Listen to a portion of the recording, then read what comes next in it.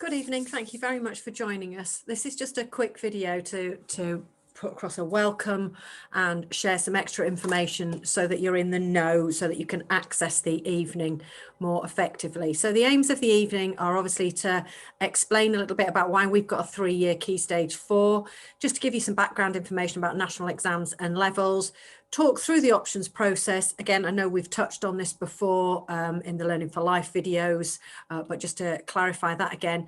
And then obviously then to give you an opportunity to go and research more about the subjects that you and your child are interested in finding out about, so that they can choose these options moving forwards. So just as a sort of a scene setter, so where you're currently at obviously is at the end of the Key Stage 3, which is a 2-year. I'll explain a little bit more about that in a moment. And then you're moving over into the first year of the Key Stage 4 experience. So they're moving into the entry level and level 2 area of the experience. And obviously then you would progress forward on up and into post 16. So there has been some information about a few years ago, there were some sort of misconceptions which Ofsted have made it clear that they don't have a preference whether you have a 2 or a 3-year Key Stage 4, but what they have stated quite clearly is that the decisions that you make about the split in your curriculum are for a school to make those decisions based on what they feel is best for their young people. And we believe that a 3-year model is best for our students for the following reasons. We believe that it enables students to reach their potential because they have the grounding year in year 9, where there's a little bit more flexibility. If needs be, change can happen there. And it's about kind of establishing the love of that subject and being able to dig in a little bit deeper. We believe that that enables better results. I've just talked about the flexibility. And it's about getting that breadth and depth and skill development, preparing you for obviously next stages as well. So that's why we have a 3-year Key Stage 4. So some information about qualifications and levels. So you can see the suite of levels that we're working with in schools here. And when we're picking our options, depending obviously on what the outcomes are, it is a level 1 qualification if students achieve between a 1 and a 3 grade GCSE, but it's a level 2 if they are level 4 or above, up to 9. So we've got GCSEs and we've got vocationals.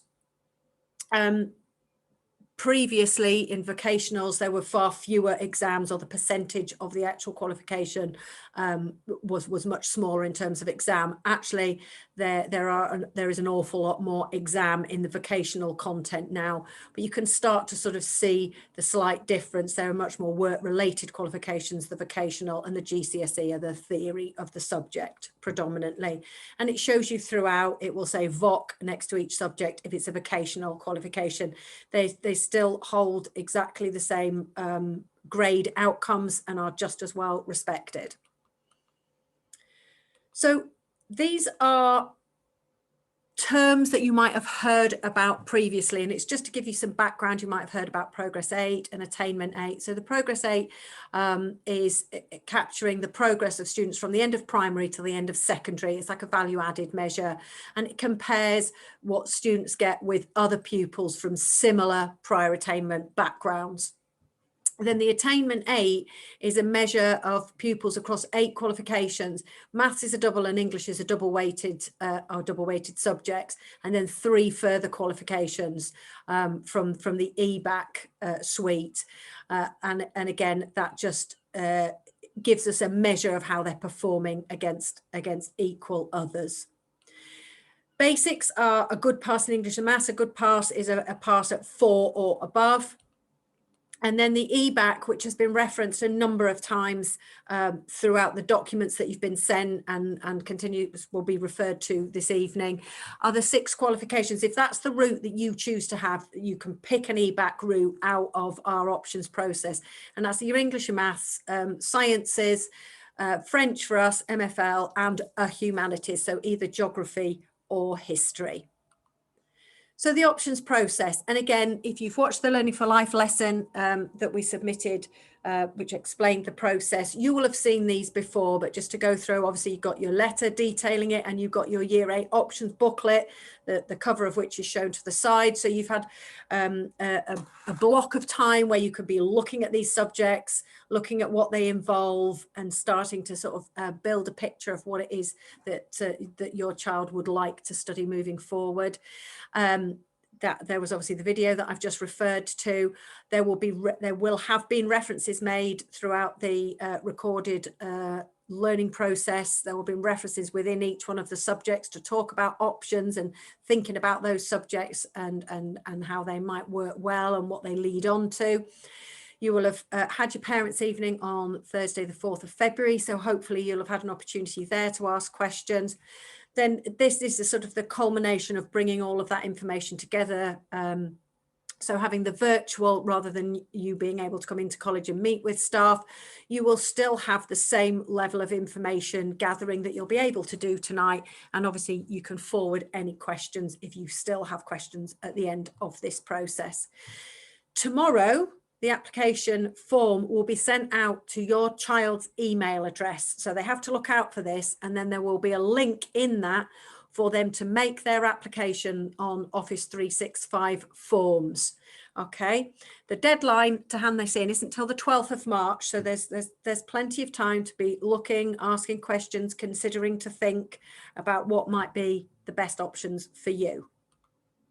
The form looks like this. So when you open it up, it will tell you your preference 1 and your preference 2 down the side, so that you can constantly be referring to that while you're making your choices. And it is very self-explanatory. You need to read the instructions and follow it step by step. Once you submit it, that information comes into school and we can start to collate what young people's choices look like.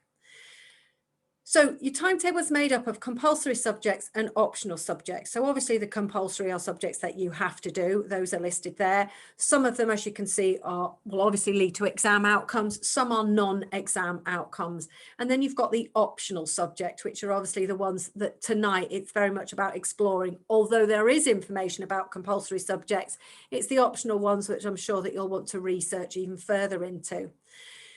So you've got your compulsory, then you've got your preference 1. It's broken down into preference 1 and preference 2. And again, I know you will have seen this before if you've watched the SMSC Learning for Life video. You pick 1 out of preference 1. You have to pick 1 from that area. Okay, and there are prerequisites. You can see there's information in brackets underneath certain subjects. So you have to meet that criteria in order to be able to select those. And you need to look at your reports to see what your target grades are so that you can reference this. In your preference 2, you are ultimately only going to be studying 3 of those subjects. Some of you may be studying fewer. You might have had a telephone call, you might have had a conversation where there's a bespoke decision going to be made that you are potentially going to study fewer to make sure that your outcomes are as successful. This might be a little bit too much. So if you've had that personal call, you know who you are and how that applies. But you are going to rank order, rank being from your favourite to your least favourite, 5 of those subjects, even though ultimately you're only ever going to study 3. And so obviously we make it our priority to give everybody their first 3, but you're a very large cohort. We can't always manage that. So you have to put a third, you have to put a 4th and a 5th option in there. But again, the form will explain that in detail for you. You can't actually submit it until you put 5 in. So what not to do? Don't choose subjects based on your friends. Make sure that you're picking subjects for the right reasons. Okay, it's really important that you do that. And again, don't pick it on the teachers that you've currently got, you're currently being taught by, or the groups that you're currently in, because again, those will change. Okay, make sure that you're not picking it on things that could change and actually shouldn't be influencing your decision. And sometimes it does necessitate us changing students to different halves of the year group, depending on what you pick. So we just like to be clear about that. So one of the things that we would always say is don't panic if you or your son or daughter really don't know what they want to do in the future. That's absolutely fine. And it's very, very common and it's very, very usual. Don't worry. You can still make very good judgments. Just encourage your child, or if it's the young child watching, just make sure that you pick things that you enjoy and that you're good at. That always helps engagement. And try and keep your options to like a good variety, for example, rather than just picking, you know, 2 design technologies and 2 humanities. If you're not sure what you want to move on to, then try and keep your options nice and broad, so that you're sort of spreading it out and not focusing in on one particular area.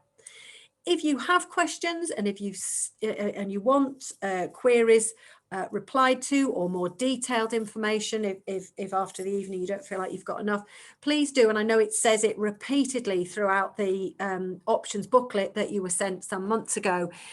Any questions, email Mr. Dowie. So his email address is in there. Please do, because he will be able to help you and support you to answer those questions. So thank you very much for your time. Please now access the online virtual element, where you can actually just click into each of the subjects and find out as much as possible. Thank you very much. Bye-bye.